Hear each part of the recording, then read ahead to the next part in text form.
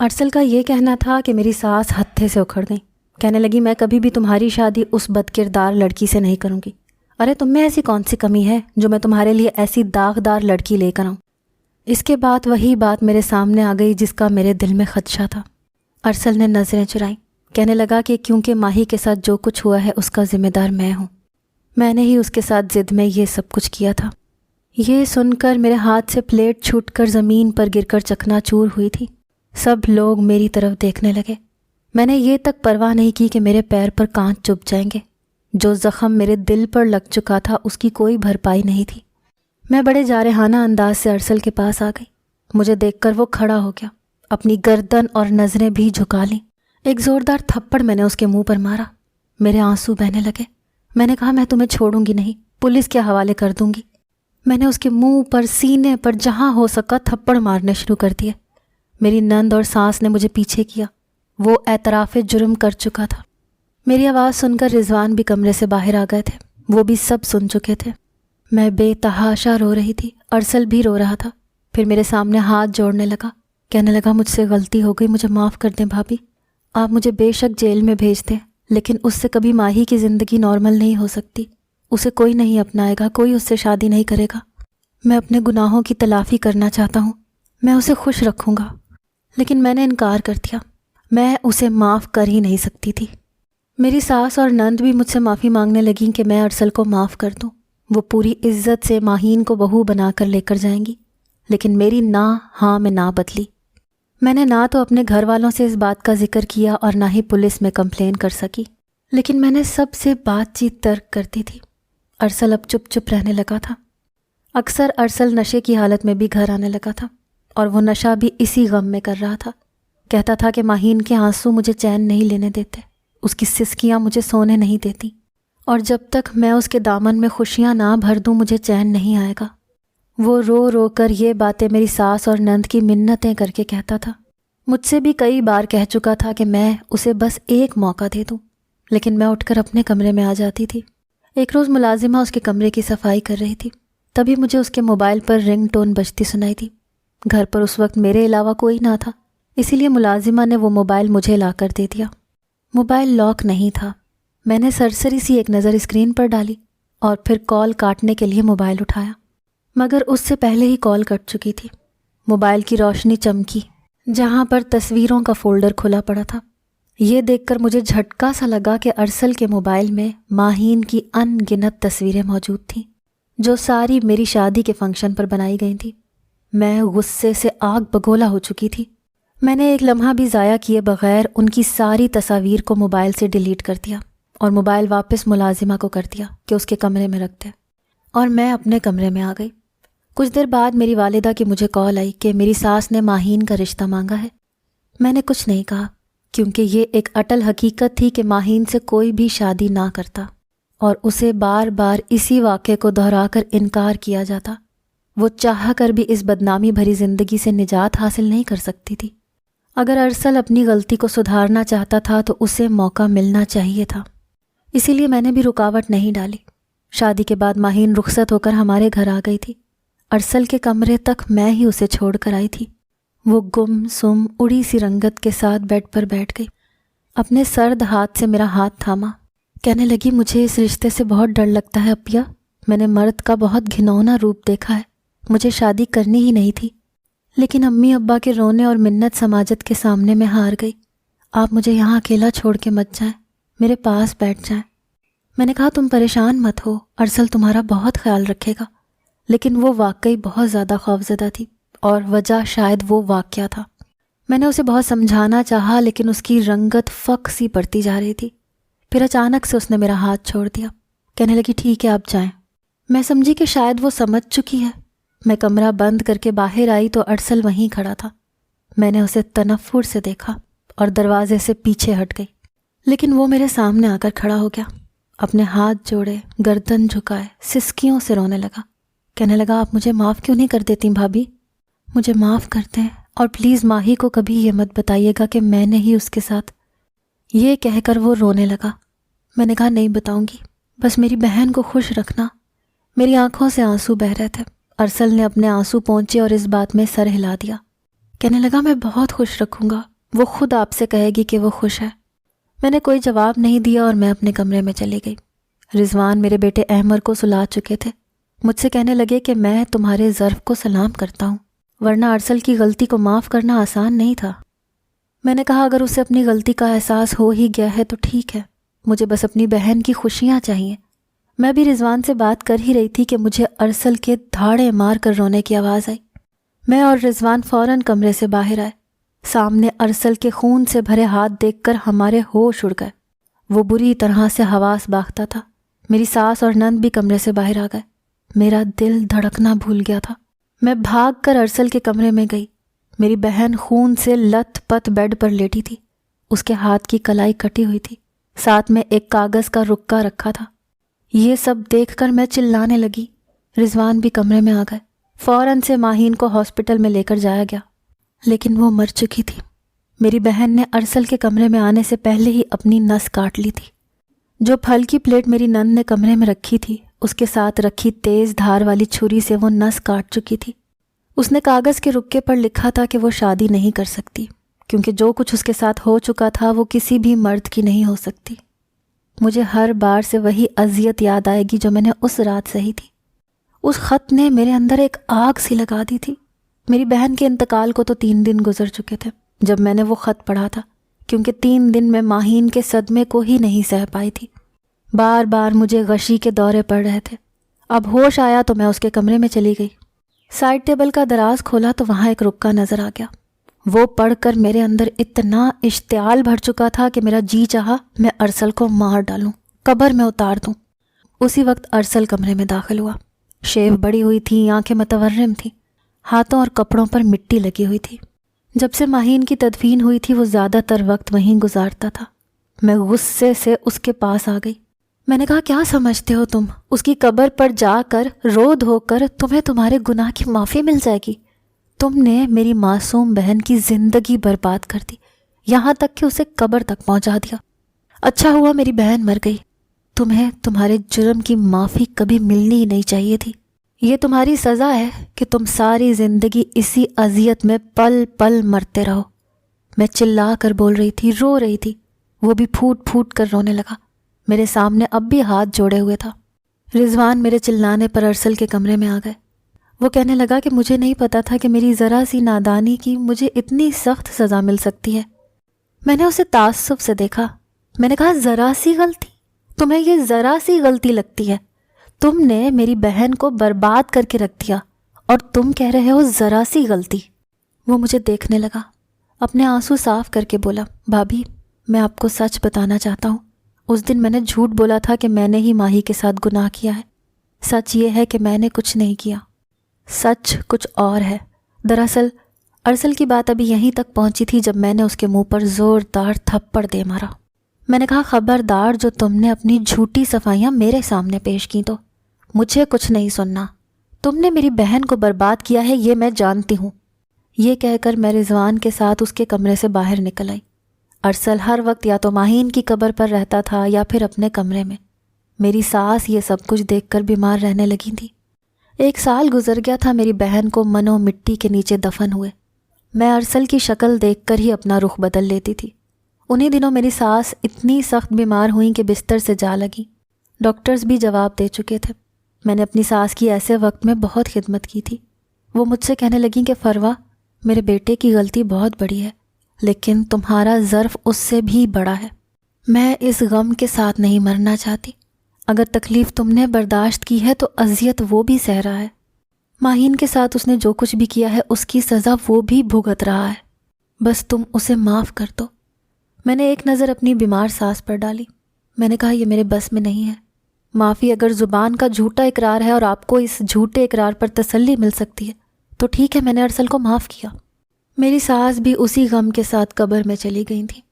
چند ماہ بعد ارسل نے کھانے کے دوران رضوان سے یہ کہا کہ وہ سعودیہ جانا چاہتا ہے، وہاں اسے ایک جاب کی آفر بھی ہوئی ہے، وہ اب اپنی بقیہ زندگی وہیں گزارے گا۔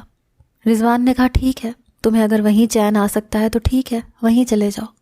رضوان کی بات پر وہ تعصب سے مسکرایا۔ چین تو شاید مجھے قبر میں ہی جا کر آئے تو آئے، دنیا میں کہیں نہیں آ سکتا۔ میں نے دل میں سوچا تمہیں کہیں بھی چین نہیں آئے گا، قبر میں بھی نہیں۔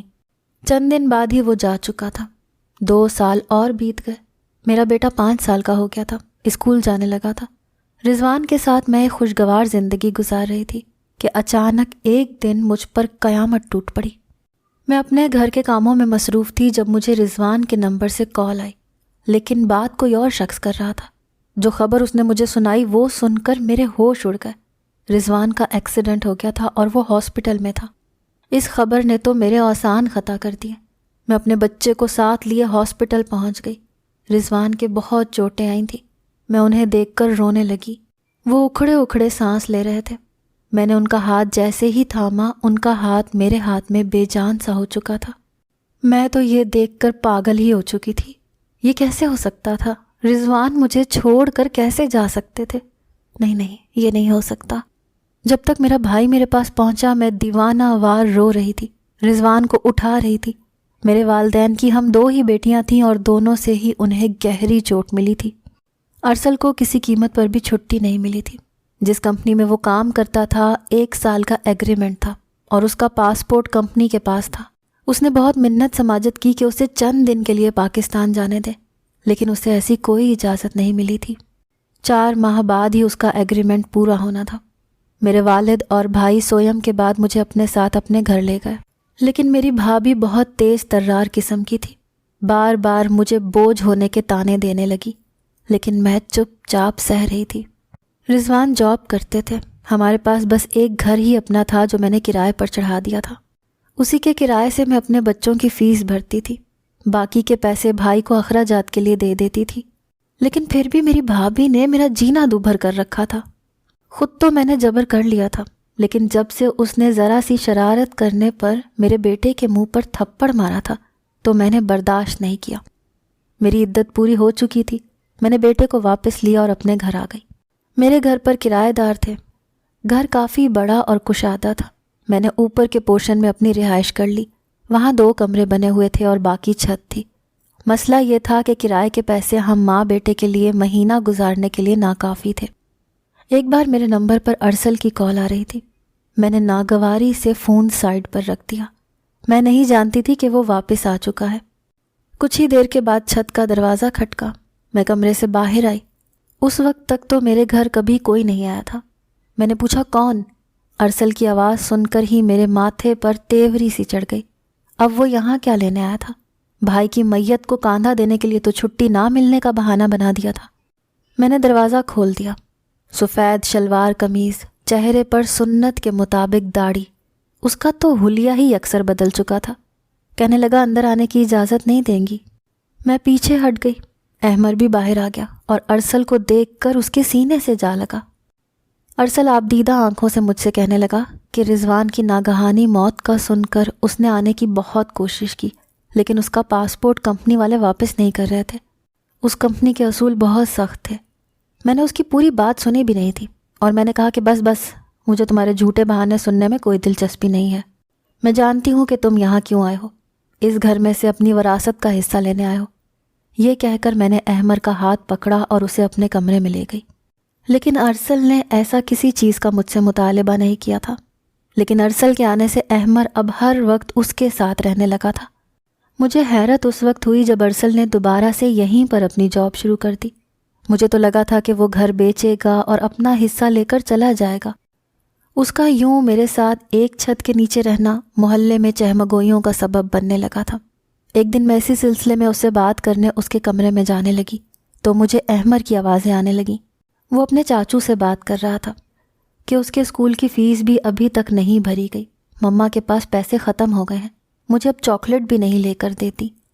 احمر کی بات سن کر ارسل کہنے لگا کہ اب میں آ گیا ہوں نا، آپ کے اسکول کی فیس بھی وقت پر بھری جائے گی اور چاکلیٹ بھی ملے گی۔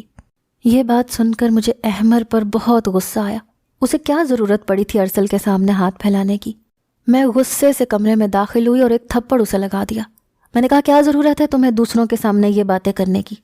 احمر رونے لگا تو ارسل مجھے غصے سے دیکھنے لگا، کہنے لگا آپ ہوتی کون ہے احمر پر ہاتھ اٹھانے والی؟ میں ارسل کا بپھرا لہجہ سن کر حیران رہ گئی۔ وہ بہت غصے میں تھا۔ کہنے لگا یہ میرا بیٹا ہے، یہ میرے بھائی کا خون ہے، میری ہر چیز پر اس کا حق ہے۔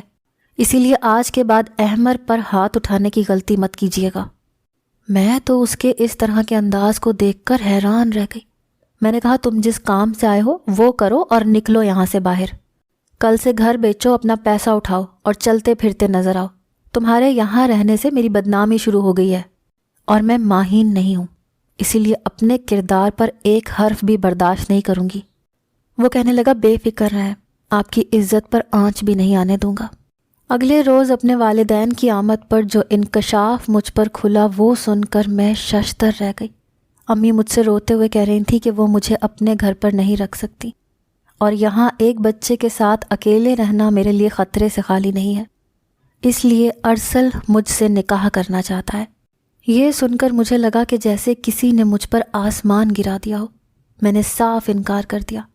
میرے والد بھی میری منت سماجت کرنے لگے، کہنے لگے وہ اپنا سب کچھ احمر اور تمہارے نام لگانے کو تیار ہے، احمر کو باپ کی شفقت دینا چاہتا ہے۔ لیکن میں نے انکار کر دیا۔ میں نے کہا مجھے اس سے نفرت ہے۔ آپ لوگ بھول گئے کہ اس نے میری بہن کے ساتھ کیا کیا تھا، اور میں رضوان کے نام پر ساری زندگی گزار دینا چاہتی ہوں۔ میں ان کے ساتھ بے وفائی نہیں کر سکتی۔ اس سے پہلے کہ میرے والد کچھ کہتے، یہ سن کر ارسل کمرے میں داخل ہو گیا، جو اپنے موبائل پر ایک ویڈیو ریکارڈنگ لگا کر موبائل مجھے تھما گیا۔ وہ رضوان کی آواز تھی جب ان کا ایکسیڈنٹ ہوا تھا۔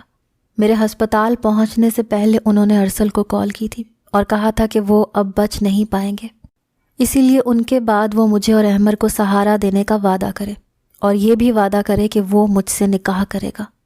یہ سن کر تو جیسے میں پتھر کی ہو گئی۔ وہ میرے پاس آ کر بیٹھ گیا۔ میں تو وہ ریکارڈنگ سن کر یوں تھی جیسے پتھر کی ہو گئی ہوں۔ میں ہکا بکا اپنے دیور کی شکل دیکھ رہی تھی۔ وہ کیا کہہ رہا تھا، کس کے بارے میں کہہ رہا تھا؟ وہ میرا ہاتھ تھامے ہوا تھا، گویا کہ وعدہ لے رہا ہو۔ میں نے کہا ارسل یہ ممکن نہیں ہے۔ کہنے لگا بھابھی یوں مت کہیں، میں مر جاؤں گا پلیز۔ اس نے مجھے نم آنکھوں سے دیکھتے ہوئے میری منت کی تھی، مجھے بھائی سے کیا وعدہ نبھانے دے، نکاح سے انکار مت کریں۔ جو وہ کہہ رہا تھا میں یہ بات کسی صورت نہیں مان سکتی تھی، کیونکہ یہ کسی طور بھی درست نہ تھا۔ میں اس وقت شش و پنج میں مبتلا ہو چکی تھی۔ ارسل نے مجھے بڑے عجیب امتحان میں ڈال دیا تھا۔ میں یہ کیسے کر سکتی تھی؟ وہ میرا ہاتھ تھامے رونے لگا، پھوٹ پھوٹ کے رو رہا تھا۔ کہنے لگا بھابھی پلیز انکار مت کریں، میں مر جاؤں گا، مجھے معافی کا ایک موقع دے دیں۔ وہ بات ہی کچھ ایسی تھی کہ مجھے میرا سانس رکتا ہوا محسوس ہونے لگا۔ میں نے اس کے ہاتھوں سے اپنا ہاتھ کھینچ لیا۔ وہ کہنے لگا یہ بھائی کی خواہش تھی، اگر آپ کو ذرا سا بھی بھائی سے محبت تھی تو آپ یہ نکاح پوری آمادگی سے کریں گی۔ میں ہک دک اس کے چہرے کو دیکھ رہی تھی، میرے آنسو بہہ رہے تھے جب میں نے نکاح کے لیے ایجاب و قبول کیا تھا، کیونکہ میں رضوان کی بات نہیں ٹال سکتی تھی، لیکن ارسل کو قبول کرنا میرے لیے ایک کڑا امتحان تھا۔ رات کو جب ارسل میرے کمرے میں آیا تو میں سمٹ کر بیٹھ گئی تھی۔ میرا دل ہر جذبے سے عاری تھا۔ وہ میرے پاس بیٹھ گیا، آنکھیں اس کی بھی نم تھیں۔ میں نے کہا مجھے تم سے کوئی بھی رشتہ نہیں رکھنا، میں نے بس رضوان کی بات کی لاج رکھی ہے۔ اس نے میرے بہتے آنسو صاف کرنے چاہے تو میں نے اس کا ہاتھ پیچھے جھٹک دیا۔ وہ بولا کہ آج میں آپ کو اپنا ہر جرم بتانا چاہتا ہوں، ہر بات سچ بتانا چاہتا ہوں، پھر آپ جو سزا مجھے دیں گی مجھے منظور ہوگی۔ وہ کہنے لگا کہ اسے ماہین پسند تھی۔ وہ مجھے غصے میں دھمکیاں ضرور دیتا تھا، لیکن وہ ایسا کرنے کے بارے میں سوچ بھی نہیں سکتا تھا۔ اس نے بس یہ سوچا تھا کہ وہ ماہین کو کڈنیپ کروائے گا اور بنا کوئی نقصان پہنچائے اسے دوسرے دن گھر بھیج دے گا۔ بس ذرا سی بدنامی ہوگی اور پھر اس کا رشتہ اپنے لیے مانگ لے گا۔ لیکن جن دوستوں پر اس نے بھروسہ کر کے یہ کام کرنے کو کہا تھا، وہ اسے ایسی انجان جگہ پر لے گئے کہ ارسل کو بھی خبر نہیں کی۔ وہ بار بار انہیں کال کرتا رہا، لیکن انہوں نے میری بہن کی زندگی برباد کر کے اسے گھر کے سامنے چھوڑ دیا اور فرار ہو گئے۔ ارسل کی نیت جو بھی تھی، لیکن عمل بالکل غلط تھا۔ جب اسے ماہین کی حالت کا اندازہ ہوا تو وہ پچھتانے لگا۔ اس نے سوچا کہ وہ اسے اپنا کر اسے معافی مانگ لے گا، اسے خوش رکھے گا، مگر اسے موقع بھی نہیں ملا۔ ماہین نے خودکشی کر لی تھی۔ اس نے سعودیہ جا کر اللہ کے سامنے خوب گڑ گڑا کر دعا کی تھی، اپنا آپ بدل کے رکھ دیا تھا، اور اب بھی وہ مجھ سے معافی مانگ رہا تھا، اور میں سوچ رہی تھی کہ کیا کروں۔ کیا معاف کرنا اتنا آسان ہوتا ہے؟ آپ مجھے بتائیں، مجھے کیا کرنا چاہیے؟